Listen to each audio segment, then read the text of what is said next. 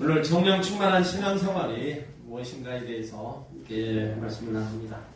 오늘은 전 세계교회가 성령강림 주일로 예배드리는 날입니다. 성령강림은 성경에 예언된 대로 성령께서 이 땅에 강림하신 날입니다. 사도행전에 보면 예수님이 감람산에서 승천하시기 전에 제자들에게 마지막 응원을 하셨어요. 사도행전 1장 4절 이하에 보면 사도와 같이 모이사 저에게 분부하여 가라사대 예루살렘을 떠나지 말고 내게 들은 바 아버지의 약속하신 것을 기다리라. 요한은 물로 세례를 베풀었으나 너희는 몇 날이 못되어 성령으로 세례를 받으리라 하셨느니라. 이 말씀을 제자들은 믿었습니다. 그래서 예루살렘을 떠나지 않고 마가다락방에 모여 마음을 갖춰요. 전혀 기도에 힘썼어요. 그러자 오순절날이 이르렀을 때 마가다락방에 기도했던 120명 제자들에게 약속하신 성령이 임했습니다. 그들은 성령의 충만함을 받고 방언으로 기도하고 나가서 주의 복음을 전했습니다. 베드로가 성령의 충만함 가운데 능력 있는 하나님 말씀을 증거할 때 하루에 3,000명, 5,000명이 회개하고 주께로 돌아오는 놀라운 일이 일어났습니다. 그때부터 교회가 세워지고 성령의 역사로 말미암아 안진병이가 일어나고 병든 자가 고침받고 죽은 자가 살아나는 기적적인 성령의 역사가 계속 일어났습니다. 이렇게 해서 주의 복음이 유대인들 뿐만 아니라 이방인에게도 전파되고 그것이 로마에서 유럽으로, 유럽에서 미국에서 우리나라까지 왔고 그 복음이 저와 여러분까지 왔습니다. 이 모든 것이 다 성령의 역사입니다. 그래서 성령강림절은 성령이 오신 날이라는 거예요.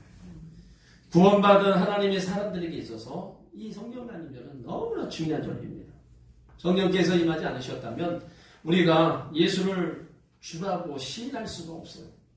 우리 안에 성령이 계시니까 예수를 주라 시인할 수 있는 겁니다. 고린도전서 12장 3절에 보면 성령으로 만미하지 아니하고는 누구든지 주시라 할 수 없느니라. 그러니까 성령께서 임하지 않으셨다면 우리 중에 예수를 믿을 사람이 없다는 거예요. 예수님이 아니고서는 성령이 아니고서는 예수를 주라 시인할 수 없다는 거죠. 그렇기 때문에 성령이 오셔서 우리 가운데 내주하여 계시고 그 성령으로 말미암아 예수님이 나의 구세주라고 고백할 수 있는 겁니다. 그래서 하나님 자녀가 되었던 거예요. 또 성령께서 강림하지 않으셨다면 교회가 시작되지 않았을 겁니다.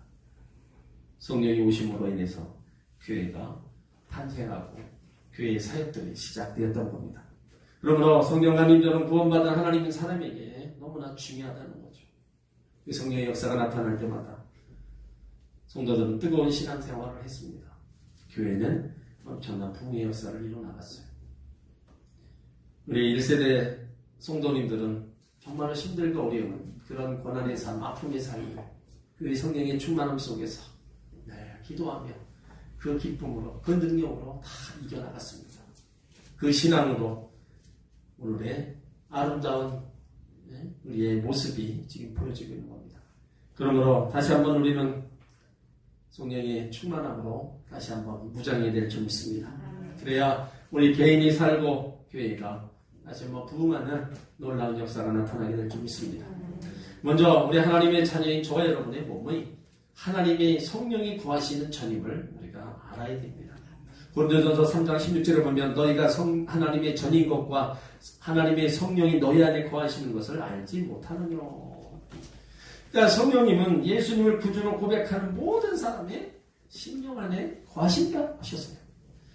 우리 몸이 성령이 구하시는 성전입니다. 성령님이 우리 안에 구하고 계시다는 거예요. 믿습니까? 아멘. 우리는 보통 사람들이 아니에요. 성령을 모시고 사는 사람들입니다. 아멘. 그래서 이 성전을, 우리가 성령을 모시고 사는 성전인 우리 몸을 더럽히지 말라고 성경은 말씀하고 있어요. 고린도전서 3장 17절에 보면 누구든지 하나님의 성전을 더럽히면 하나님이 그 사람을 멸하시리라. 하나님의 성전은 거룩하니 너희도 거룩하라. 아멘. 자, 더럽힘, 파괴한다, 부패케 한다는 뜻을 가지고 있어요. 하나님의 성전인 성전을 모시고 사는 성도들 바로 더러워지고 부패하면 하나님이 벌하신다는 거예요. 질병으로 벌하십니다. 물질로 벌하시고 고난과 고통으로 벌하십니다. 그러므로 성령이 거하시는 거룩한 나의 몸을 우리는 잘 관리해야 될 줄 믿습니다. 내가 관리해서 언제까지 관리하느냐? 주님 앞에 손을 들 날까지 정말로 잘 관리하기를 바로 예수님도 원하신다는 거죠. 데살로니가전서 5장 23절에 보면 평강의 하나님이 친히 너희를 온전히 거룩하게 하시고 또 너희 온 영과 혼과 몸이 우리 주 예수 그리스도로 강림하실 때 흠없게 보존되기를 원한다. 무엇보다도 우리 몸이 영혼 육이 흠없게 보존되기를 원한다. 왜 그래요? 거룩한 백성이기 때문에 하나님의 성령을 모시고 사는 성전이기 때문에 이렇게 잘 보존되기를 원하는 거예요. 그래서 오늘 바울이요 성령을 모시고 사는 사람들이 어떻게 살아야 될 것인가를 오늘 예배소의 교회를 통해서 우리 가운데 말씀하고 있는 겁니다. 오늘 우리가 읽은 예배소 5장 15절에 보면 그런즉 너희가 어떻게 행할 것을 자세히 주의하여 지혜 없는 자같이 말고 오직 지혜 있는 같이 하라는 거예요. 그 먼저가 16절에 세월을 아끼라 때가 악함이라 하고 있습니다. 여기 아끼라는 것은요 선용하라는 겁니다. 우리는 하나님이 주신 세월을 악용하거나 헛되이 보내서는 안 됩니다. 많은 사람들이 내가 어린 시절로 다시 한번 돌아가면 할 수 있다면 나는 이렇게 살지 않을 것이다 이렇게 생각을 해요. 여러분 돈으로 살 수 없는 것이 세월입니다. 하나님이 우리 가운데 값없이 주신 이 선물이 바로 이 세월이라는 거예요. 이 시간이라는 거예요. 어찌 보면 하나님이 영원과 영원 속에 그냥 우리는 한 일생을 그냥 살아가는 그 시간의 존재밖에 없어요. 그렇기 때문에 우리 가운데 이 주신 이 시간, 이 세월이라는 이 선물을 우리가 과연 어떻게 보내야 되는가? 그냥 허송세월하면서 보내야 되는가? 악하고 어두운 생활, 거짓되고 불의한 생활, 방탕한 생활을 해야 되는가? 이런 생활을 하지 말라는 겁니다.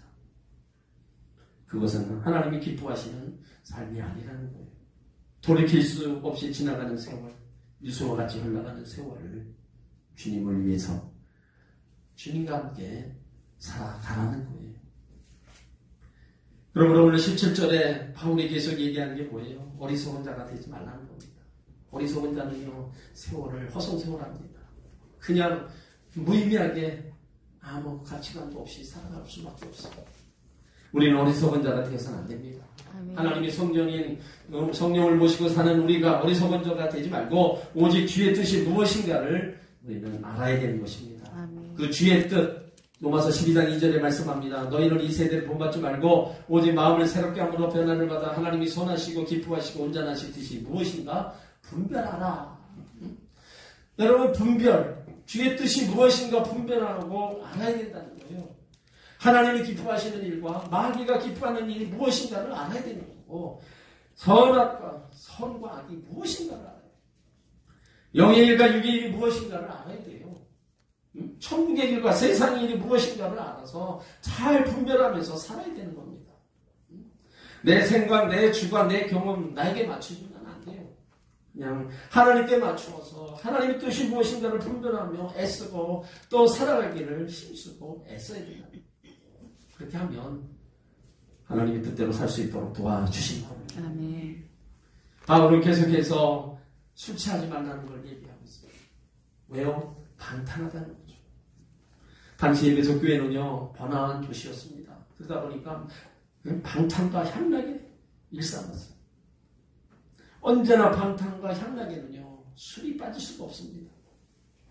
에베소 교회는 또 술 신인 바카스 신을 섬겼어요.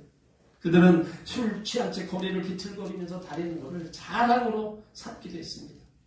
여기 술 취하지 말라는 거는요 술 마시지 말라는 겁니다. 여러분 술을 마셔본 분도 계시겠지만 참 술은 무서운 거예요. 처음엔 사람이 술을 마시죠. 한 잔, 두 잔 마시다 보면 자신도 모르게 술을 마시고 마지막에는 술이 사람을 마십니다. 사람이 술에 취해 술의 지배를 받게 돼요. 이런 상황을 술충만 술에 취했다는 거예요. 술 취하면 방탕한 일입니다. 이로운 게 아주 해로입니다. 술 먹어서 기쁠 줄 모르지만 몸은 더 망가져가고 있는 정신적 타락과 지적 감퇴를 가져옵니다. 그래서 술이 들어가면 사람이 분별력이 없어져요. 정신 이상자가 됩니다. 술 취하면 사람이 달라져서 담대함은 없고, 조용하던 사람이 시끄럽고, 소심하던 사람이 할 말 안 할 말 가리고 다 막 퍼붓습니다. 온전한 정신이 아니에요. 말도 횡성수설합니다. 이 말할까 저 말하고 한 이야기 또 하고 또 합니다. 그러니까 행동이 정상이 아니에요. 그래서 술 취하지 말라는 겁니다. 의인 노아도요, 술을 먹고 실수를 해서 그냥 대낮에 벌거벗고 누워 자고 그 사건으로 인해서 그 아들 함을 저주해버립니다. 그러므로 바울이 얘기하는 이 술 취함, 특별히 믿는 자들에게 더 바울이 강력하게 얘기하는 겁니다. 방탕한 것이니까 그거 하지 말아라. 그리고 하라는 얘기가 뭐예요? 성령의 사람들은 오직 성령의 충만함을 받으라. 여러분, 이 성령의 충만함을 받으라는 것은 명령문입니다. 받아도 좋고 안 받아도 좋은 게 아니라 반드시 받아야 되는 명령문이에요. 계속적인 거예요. 한번 과거의 사건으로만 끝나는 게 아니라 매일 매순간 성령의 충만함을 받으라고 강조하는 거예요. 이 문장은 수동태로 되어 있어요. 성령 충만받는 것이 내 의지적으로 물건을 가져오는 것처럼 생각합니다. 그러니까 성령을 가져와서 내게 채우는 것으로 잘못 생각하고 있어요. 여러분, 성령 충만함을 받으라는 것이 그런 의미가 아닙니다. 성령 충만의 주체는 내가 아니고 성령 하나님이십니다. 로마서 8장 14절을 보면 무릇 하나님의 영으로 인도함 받는 그 사람은 곧 하나님의 아들이라고 했어요. 우리가 날마다 성령의 인도함을 받고 지배를 받으면 성령 하나님이 우리를 다스리고 통치하십니다. 이것이 성령 하나님이 우리를 노버처럼 조종하거나 꾹두가시처럼 대하는 것이 아니라 하나님 말씀을 통해서 순종의 삶으로 나아가게 하시는 거예요. 우리 속에 계신 성령 하나님 감동을 주시고 말씀을 깨닫게 하시고 육체의 소욕을 물리치게 성령을 따라 행할 수 있도록 우리를 이끌어 주시는 겁니다. 그와 같은 삶이 성령의 충만한 삶이라는 거예요. 또 성령 충만함은요, 모든 그리스도인들에게 내린 명령입니다. 왜 이런 명령을 내렸어요? 항상 승리하는 믿음의 생활을 하기 위해서 이 명령을 내린 겁니다. 성령 충만해야 죄를 끊을 수 있고 어떤 유혹도 이겨나갑니다. 고난과 아픔도 넉넉히 이겨나갈 수가 있어요. 그리고 적극적으로 하나님이 원하는 삶을 살 수도 있습니다. 하나님 일할 때 내 힘으로 하나님 일하는 것이 아니라 바로 성령의 힘으로 일하는 것입니다. 또 성령 충만하면 우리 삶 가운데 염려, 근심, 걱정이 떠나가고 기쁨과 은혜와 평안이 넘쳐나게 되는 겁니다. 그러므로 성령의 충만한 신앙 이 생활은요, 이게 신앙생활의 승리하는 비결입니다. 하나님 백성들이 이 성령의 충만함 없이, 성령의 능력 없이 매일매일 우리가 신앙생활을 찾고 우리는 하나님 편에 서기보다는 딴 곳에, 또 딴 것에 기웃거리고 딴 것을 추구하며 살아갈 때가 너무나 많다. 그래서 바울이 에베소 교인들에게 술 취하지 말고 성령의 충만함으로 살아가라고 강력하게 강조하고 있어요. 바른 능력, 물론 사도행전에 보면 성령에 임하실 때 여러 가지 은사가 임하고 능력이 임하는 것이 있습니다. 근데 오늘 바울이 얘기하는 것은 그런 것보다도 먼저 할 일이 뭐냐? 먼저 성령의 충만함 속에 신앙생활을 잘하는 것을 먼저 권면하고 있는 겁니다. 여러분, 우리가 누구라고 했어요? 우리가 성령의 사람이라고 했어요. 성령이 우리 가운데 함께하는 성전이라고 했어요. 그래서 바울도 에베소서 1장 13절에 성령의 인치심을 받은 자다. 도장을 빡 찍었다는 거예요. 너는 내 거라는 거예요. 이런 걸 보면 감으로 환산할 수 없을 만큼 엄청나고 소중한 귀한 존재들이라는 겁니다. 그러므로 우리는요, 아무렇게나 살 수가 없습니다. 값진 삶을 살아야 된다. 아무 곳에나 갈 수 없어요.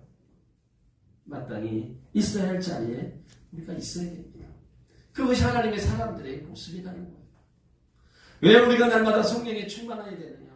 바울은 그 성령의 인도함을 받지 못했을 때 어떠한 일이 일어나는가를 분명히 우리 가운데 말씀을 통해서 보여줬어요. 자, 여러분 갈라디아서 5장을 한번 찾으시기 바랍니다. 갈라디아서 5장 18절. 성령의 인도함을 받을 때와 우리가 받지 못할 때 바울이 딱 구분해서 말씀하고 있습니다. 갈라디아서 5장 18절로 26절까지 함께 합독합니다. 너희가 만일 성령의 인도하시는 바가 되면 율법 아래 있지 아니하리라. 육체의 일은 현저하니 곧 음행과 더러운 것과 호색과 우상 숭배와 술수와 원수를 맺는 것과 분쟁과 시기와 분냄과 당짓는 것과 불리함과 이단과 투기와 술 취함과 방탕함과 또 그와 같은 것들이라. 전에 너희에게 경계하는 것 같이 경계하노니 이런 일을 하는 자들은 하나님의 나라를 유업으로 받지 못할 것이요 오직 성령의 열매는 사랑과 희락과 화평과 오래 참음과 자비와 양성과 충성과 온유와 절제니 이 같은 것을 금지할 법이 없느니라. 그리스도 예수의 사람들은 육체와 함께 그 정과 욕심을 십자가에 못 박았느니라. 만일 우리가 성령으로 살며 또한 성령으로 행할지니 헛된 영광을 구하여 서로 격동하고 서로 투기하지 말지니라. 자, 성령의 인도함을 받지 못할 때 뭐라 그랬어요? 육체의 욕망을 따라가게 됩니다. 19절에 육체의 일은 현저하니 음행과 더러운 것과 호색, 음행, 호색, 방탕 뭡니까? 성적 타락이에요. 왜 성적 타락에 빠져들어갑니까? 비정상적인 욕구에 대한 갈망입니다. 죄는요, 우리 속에서 정상적인 삶을 떠나서 비정상적인 삶을 살도록 충족시킵니다. 계속해서 우리를 그쪽으로 끌고 갈 수밖에 없습니다. 오늘 20절은요, 종교적인 죄입니다. 우상숭배, 술수, 원수 맺는 거, 분쟁, 시기와 분냄, 당짓는 거, 이단. 우상숭배가 뭐예요? 탐심, 탐욕입니다. 결국 자신을 만족시키려고 합니다. 자신의 유익과 이기심이 자리 잡고 있는 겁니다. 삶의 중심이 하나님께 있지 아니하고 자기 자신에게 있는 것이 바로 우상숭배. 이때 나타나는 현상이 뭡니까? 다른 사람과 화평관계를 맺지 못하고 시기하고 분쟁하고 분내고 분열을 나타냅니다. 21절에 투기와 술 취함, 방탕, 개인적인 방탕으로 나타난다. 이런 것들이 하나님의 자녀들에게 나타난다는 거예요. 그러니까 바울은요, 성령의 충만함을 계속해서 강조하는 겁니다. 여러분, 성령의 인도함을 받는 삶은 누가 하는 겁니까? 성령님이 하십니다. 그러나 성령이 쫓아가는 삶은 누가 하는 겁니까? 성령을 따라 행하는 삶은 내가 해야 되는 거예요. 인도는 성령님이 하시지만 내가 능동적으로 성령을 따라 행하는 삶을 살아야 된다는 거예요.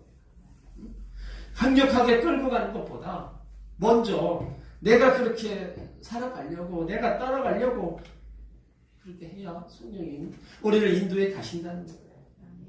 우리 가운데는요, 제일 우리 가운데 먼저 하나님 주신 것이 자유의지를 주셨어요. 여러분, 그 자유의지가 우리가 예수를 믿을 수도 있고 안 믿을 수도 있고요. 내가 성령을 따라가지 않고 육체의 소욕을 따라갈 수도 있는 것. 다 우리 가운데 맡겨주셨어요. 그러면 내가 가지 않으면 성령은 뭐예요? 행하지 않는다는 거예요. 인도는 하시는데 나는 못 따라가게, 안 따라가면은 그냥 그 자리에 있는 겁니다. 하지만 내가 그쪽을 택하고 그쪽으로 가게 될 때 성령이 우리를 끌고 가시는 거예요. 인도에 가시는 겁니다. 그렇기 때문에 인도는 성령이 하시고 내가 능동적으로 성령을 따라 나가는 삶입니다. 내가 살아야 된다는 거예요. 아멘. 성령 충만한 삶을 살지 못할 때요, 성령 하나님은 우리 속에 근심하시고 탄식하신다 했어요.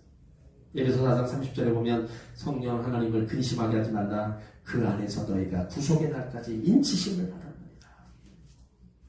죄의 상태로 돌아가는 일, 성령님을 근심하게 만드는 일입니다. 경건의 생활을 게을름으로 인해서 성령님이 근심하시는 거예요. 우리 마음이 쇠속화될 때 성령이 또 근심하는 겁니다. 우리가 세상적인 재미에 빠질 때요, 성령이 근심하시는 거예요.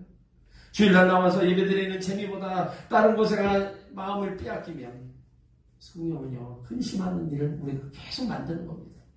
하나님을 떠나서 죄된 자리에 있을 때 성령님이 계속 근심하시는 거예요. 이 성령을 근심시키지 말라는 거예요. 왜 그래요? 구속의 날까지 인치심을 받은 자가 왜 그렇게 매일 성령을 탄식하게 만들고 근심시키냐.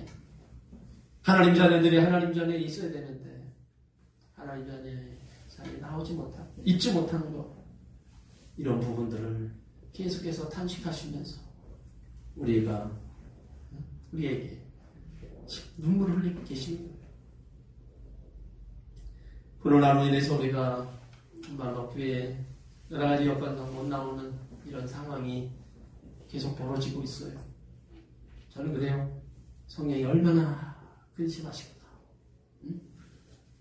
얼마나 주의 백성들이 주의 전에 없고 한 곳에 있음에 여러 가지 환경 때문에, 이유 때문에 하나님의 앞에 있지 못하는 것을 같아. 얼마나 근심하고 탄식하고 계실까. 우리는 신앙생활하면서 하나님의 사람답게, 성령의 사람답게 성령을 근심시키는 일을 하지 말아야 됩니다. 아멘.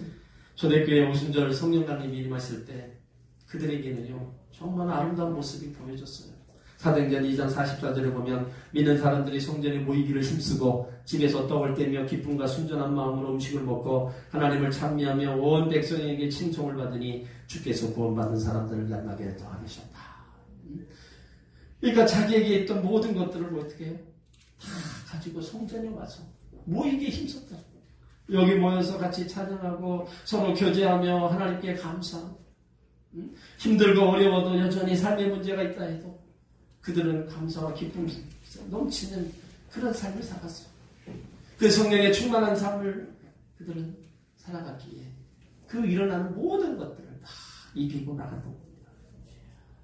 우리가 성령의 충만한 삶을 살 때요 주위 사람들에게 보여지는 모습이 달라집니다. 인격과 성품의 변화가 일어나는 것을 그 사람이 알게 돼요. 그래서 성령의 충만함은요 환경이 바뀌는 게 아니라 자신이 변화되고 환경을 이기는 겁니다. 내가 먼저 변화되니까 어떤 환경이 와도 다 이기고 가는 거예요. 그렇게 이기고 가다 보니까 당연히 열매가 맺혀지는 거죠. 그래서 성령의 열매가 사랑과 희락과 화평과 오래 참음과 자비와 양선과 충성과 온유 절제, 이와 같은 열매들이 바로 우리 가운데 보여지고 나타나는 겁니다. 이 열매를 셋으로 분리하면 첫째는 하나님을 향한 하나님으로부터 오는 사랑과 희락과 화평이 있습니다. 둘째는 성도들 관계 속에서 나타나는 오래 참음, 자비, 양선인 겁니다. 셋째는 자신을 향한 성품의 변화예요. 충성과 온유, 절제입니다. 그러므로 그리스도 예수의 사람들은 육체와 함께 그 정과 욕심을 십자가에 못 박고 살면 하나님의 성령이 도우셔서 우리를 변화시켜 주시고 성령의 열매를 맺혀 주시는 겁니다. 아멘. 그러나 성령 안에 우리가 있지 않으면 열매를 맺을 수가 없습니다. 대부분의 성도들은 인격적으로 다가오시는 성령 하나님에 대해 무지합니다. 우리는 성령 충만함을 외적인 변화로만 생각해봤습니다. 모세, 엘리야, 사도바울 같은 능력을 행할 것으로만 생각했습니다. 성령 충만을 성령이 주시는 감성의 힘으로 생각해서는 안 됩니다. 그렇게 되면 어떻게 해서든지 성령을 이용해서 무엇을 받아내는 겁니다. 그러나 성령 하나님은 인격 하나님으로 우리가 안다면 성령 하나님이 우리를 변화시켜 주실 것에 우리는 더 관심을 갖게 됩니다. 왜 우리 속에 성령의 열매가 없어요? 많은 사람들이 예수를 믿는다고 해서 자기 방식대로 하나님 말씀에 상관없는 삶을 살 수 있습니다. 성령 충만합니다. 우리에게 크나큰 놀라운 것들을 요구하시는 게 아닙니다. 우리에게 주어진 삶의 환경 속에서 성령의 사람으로 살아가라는 거예요. 성령의 사람으로 반응하라는 겁니다. 성령 충만하고 성령 받았다는 것을 정상적인 삶에서 떠나서 어떤 신비하고 초인적인 삶으로 생각하지 말라는 거예요. 그냥 성령 충만한 삶은요, 지극히 정상적인 삶이에요. 하나님을 섬기며 서로 존중하고 행복한 사는 거고요. 자기가 해야 될 일, 주님의 일을 또 삶 속에 해야 될 일 그냥 잘 해나가는 거고요. 남편들 직장생활 열심히 하는 거고, 아내들 또 가정에서 가족들 보면 믿음으로 자녀를 양육하는 거. 그냥 그 삶에 열심을 다하는 그런 삶이 바로 성령 충만한 모습이고, 또 그와 같은 삶이 성령 충만한 삶입니다. 뭔가 대단하게 능력받아서 그거는 나중이에요. 먼저 우리 삶 속에 보여지는 그런 모습들이 뭔가가 다르게 보여줘야 된다는 거죠. 모든 것이 하나님의 은혜라고 고백하고 감사하는 삶. 육신의 정욕을 따라 살아가는 삶이 아니라, 성령을 근심시키는 삶이 아니라 정말로 주님 편에 서서 성령의 마음을 받으면서 그렇게 살아가는 삶, 그 삶이 성령 충만한 삶이고, 그렇게 살아가다 보면 우리의 삶에 함께 하신 많은 흔적들이 보여지게 되는 겁니다. 아멘. 로마서 8장 5절에 보면 육신을 쫓는 자는 육신의 일을, 영을 쫓는 자는 영의 일을 생각하나니 육신의 생각은 사망이요 영의 생각은 생명과 평안입니다. 여러분, 육신의 일을 쫓는 것은 쉽습니다. 예전에 살던 그대로 살면 돼요. 우리 속에 인간의 타락한 본성이 있어서요, 그냥 그대로 살아가면 돼요. 어린아이들 욕을 가르쳐주지 않아도 자연스럽게 배웁니다. 그러니까 육신으로 사는 것은요, 죄지은 인간의 본성이에요. 그대로 살면 됩니다. 그런데 영을 쫓기 위해서는 노력과 훈련이 필요한 겁니다. 영을 쫓는 삶은요, 쉬운 게 아닙니다. 육을 쫓았던 삶을 다 포기해야 된다. 가만히 있어서 영의 사람이 되지 않습니다.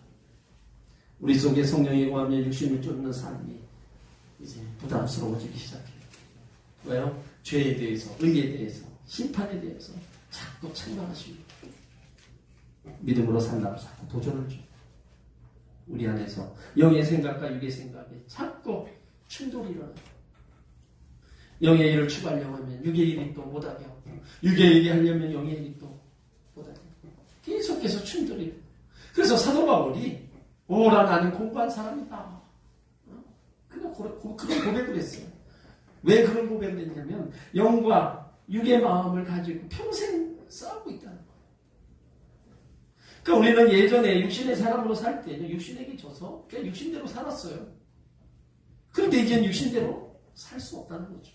하나님의 성령이 우리 가운데 계시는데 어떻게 육신대로 살아가요? 영으로 살아야 될 줄 믿습니다. 아멘. 육신의 생각으로는 하나님의 기쁘시게 할 수가 없고 하나님과 원수가 되는 것입니다. 그러므로 주님과 함께하는 사람이라면 이제 뭔가 달라져야 돼요. 삶의 목적과 가치가, 인생관이 달라져야 합니다. 위의 것을 보고 땅의 것을 생각하지 말아야 돼요. 오늘 많은 그리스도인들이 세상을 닮아가고 있어요. 성공 기준이 눈에 보이는 현실을 기준을 삼고 있습니다. 천국의 소망을 외면한 채 이 세상에서 잘 먹고 잘 사는 것을 축복으로 여기면서 살고 있다는 거죠. 왜 하나님의 약속을 외면한 채 보이는 것에 목말라 합니까? 육신을 쫓기 때문에. 영적인 것을 알지 못하기에 보이는 것이 전부여 가장 좋은 것으로 착각하고 있습니다. 에녹은 악한 시대 속에서도 영을 쫓는 사람이었습니다. 수많은 사람들이 육을 쫓을 때 300년이라는 짧지 않은 시간을 하나님을 바라보며 영을 쫓았던 사람입니다. 에녹은 세상보다 하나님을 더 사랑했어요. 그래서 하나님이 그를 세상에서 죽음을 보지 않고 산채로 데려가셨습니다. 갈라디아서 6장 8절에 보면 자기 육체를 위하여 심는 자는 육체로부터 썩어진 것을 거두고 성령을 위하여 심는 자는 성령으로부터 영생을 거둔다. 여러분, 육체를 위하여 심는 거, 육체, 육신, 나의 생각, 행동이 타락한 성품에 고정되어 있는 것을 의미하는 거예요. 예수 믿고 구원받고 거듭나고 복음을 체험했는데 성령의 일, 신령한 것에는 관심이 없는 겁니다. 항상 생각하는 것이 어떻게 하면 돈 벌 건가? 어떻게 하면 부로 권력을 누리며 살 것인가? 이런 것에만 관심을 가지고 있으면, 이런 생각에만 붙들려 있으면 우리는 계속 썩어진 육체를 위해서 씹는 것밖에 안 됩니다. 갈라디아서 5장 16절에도 내가 이르노니 너희는 성령을 쫓아 행하라. 그리하면 육체 욕심을 이루지 않는다. 그러니까 우리는 항상 뭐예요? 하나님 뭔지 신앙, 그쪽에 우리가 포커스를 두고 살아가야 되는 거예요. 그 삶이 생명과 평안이라는 겁니다. 말씀과 기도의 삶이 여러분 성령 충만한 신앙생활로 계속 이어져 가는 거예요. 이것이 없이는 우리는 자꾸 위의 것을 바라보고 보이는 것을 쫓아가는 그런 육적인 삶으로 계속 빠져날 수밖에 없어요. 하나님의 성전인 우리의 몸, 성령이 거하시는 그 몸. 바울은 성령의 충만함을 간구하는 거예요. 그리고 그렇게 살아갈 때 오늘 19절로 20절에 또 고백을 합니다. 시와 찬송과 신령한 노래들로 서로 화답하며 너희 마음으로 주께 노래하며 범사에 우리 주 예수 그리스도로 이름으로 항상 하나님께 감사하라. 이 모습은요, 성령 충만했을 때 나오는 겁니다. 술 취하면 입을 그냥 허물거리잖아요. 막 헛노래를 부르고 좋아서. 마찬가지예요. 성령으로 충만한 그 생활은요, 새 노래, 신령한 노래, 찬양으로 가득 차는 겁니다. 서로 화답한다, 서로 교제하고 의사소통이 되고, 성도들 사이에 영적 교제가 있고, 나눔이 있게 되고, 믿음으로 서로를 세워주고 격려하며 위로해주는 거예요. 그러한 삶 가운데 이제 생명의 감사와 찬양이 넘쳐나고, 그 경험에 감사 찬양이 흘러넘치는 겁니다. 여러분, 이 땅에 교회가 많고 목회자와 성도가 참 많다고 얘기해요. 근데 그 많은 건 당연한 겁니다. 하나님이 원하시는 거예요. 이 땅의 모든 사람들이 다 구원받기를 원하세요. 근데 그럼에도 불구하고 세상에서 교회가 영향력을 잃어가고 있어요. 주님은 너희가 내 안에, 내가 너희 안에 있으면 많은 열매를 맺는다 하셨는데, 많은 그리스도인들은 그리스도 안에 들어가지 않고 입구에 서성이고 있는 거예요. 양다리 거치고 사는 사람들 많습니다. 소속을 분명하지 못해요. 한쪽은 하나님을 향해, 다른 한쪽은 세상을 향해 걸쳐놓았어요. 그때마다 나의 유익이 되는 대로 우리는 발걸음을 향하고 있다는 겁니다. 이런 삶을 엘리야가 우리를 향해서 지적합니다. 엘리야 시대에도 그런 사람들이 많았습니다. 모든 백성들의 마음을, 그 마음에서 하나님 말씀이 다 떠났습니다. 그냥 우상 숭배, 보이는 우상 앞에 가서 때로는 머뭇거리고 때로는 하나님을 찾고, 그런 이스라엘 백성들을 향해서 엘리야가 갈멜산에서 단호하게 양다리 걸치고 있는 그들에게 너희들이 확실하게 선택을 하라고 요구합니다. 열왕기상 18장 21절에 보면 엘리야가 모든 백성에게 가까이 나가 이르되 너희가 어느 때까지 두 사이에서 머뭇머뭇하려느냐. 여호와가 만일 하나님이면 그를 쫓고 바알이 만일 하나님이면 그를 쫓을지니라. 백성들이요, 한마디 대답도 못합니다. 그러면 우리도 마찬가지입니다. 어느 세상과 하나님 사이에서 왜 머뭇머뭇하고 있느냐. 하나님의 진실로 하나님이면 하나님을 쫓고, 세상이 좋으면 세상을 쫓아. 둘 중에 하나 택하라는 거예요. 여러분, 우리는 하나님의 성령의 사람답게 우리는 어느 때나 하나님 편에 서야 된다는 겁니다. 아멘. 부할 때나 가난할 때나요, 건강할 때나 아플 때, 고난이 있을 때, 어떠한 순간에도 하나님 편에 서시기 바랍니다. 아멘. 그것이 성령의 사람의 모습이에요. 또 그렇게 살아가야 때를 따라 주시는 은혜 속에 거하는 겁니다. 성령 하나님은 우리가 죄의 자리에서 은혜의 자리에서 나오도록 우리도 참고 기다리고 계시고요. 그냥 강제적으로 우리의 죄성을 뜯어 고치시지 않습니다. 자발적으로 하나님 앞에 순종할 때까지 기다리세요. 자발적으로 성령을 쫓아 나가기를 기다리신단 말이에요. 성령의 사람으로 변화되기를 하나님으로 찬양하고 섬기고 감사의 삶을 살아가도록 기다리시면서 우리를 돕고 계신다는 겁니다. 우리는 지금요, 정말 은혜의 시대에, 성령 시대에 살고 있어요. 정말 풍성함을 우리가 이 땅에서 우리가 누리고 있어요. 그렇다면 내 영적인 삶에 있어서는 우리가 얼마나 더 풍성한 삶을 살고 있는가를 한번 우리가 생각해 봐야 돼요. 우리 하나님의 자녀들에게 힘과 능력은요, 성령입니다. 성령의 능력 없이는 우리가 죄와 유혹에서 여러 가지 인생의 고난의 삶 속에서 정말로 이기기 하십니다. 우리는 예전에 정말로 성령 충만한 신앙생활을 다 했습니다. 하나님 먼저로 신앙생활했습니다. 말씀과 기도회로 삶을 살았습니다. 힘들고 어려워도 기쁨과 감사의 생활로 우리 달려왔어요. 그런데 언젠가부터 하나님 먼저 보다 내가 먼저로 우리는 신앙생활을 했어요. 우리는 다시 예전처럼 성령의 충만한 신앙생활을 해야 될 줄 믿습니다. 아멘. 날마다 성령의 인도함을 받으며 예배의 자리에, 기도 자리에 있고 말씀대로 살기를 힘써야 될 줄 믿습니다. 아멘. 하나님을 찬양하고 서로 교제하며 감사에 넘치는 그런 신앙생활을 우리는 해야 될 줄 믿습니다. 아멘. 그러면 다시 한번 우리의 삶의 변화가 일어납니다. 인격과 성품과 언어가 달라질 겁니다. 모든 일에 감사하게 될 겁니다. 기쁨과 평강이 넘치고요. 주의 일꾼으로 하나님 나라의 봉사자가 될 겁니다. 우리 삶에 묶인 것들이 풀리고 닫혀있는 것들이 열리고 구하는 것이 없게 될 줄 믿습니다. 아멘. 성령 하나님은 인격적인 분이에요. 언제 어디서나 우리와 함께 해주시고 우리의 연약함을 도와주시는 분입니다. 아멘. 그러므로 다시 한번 우리 성령의 충만한 삶을 위해서 말씀하고 기도하고 우리가 더 주님을 찬양하는 그런 삶으로 우리는 회복되어 나가야 될 줄 믿습니다. 아멘. 오늘 12제자의 그 성령으로 변화받아서 정말로 능력 있게 삶이 변화되고 쓰임받았잖아. 그러면 우리도 마찬가지죠.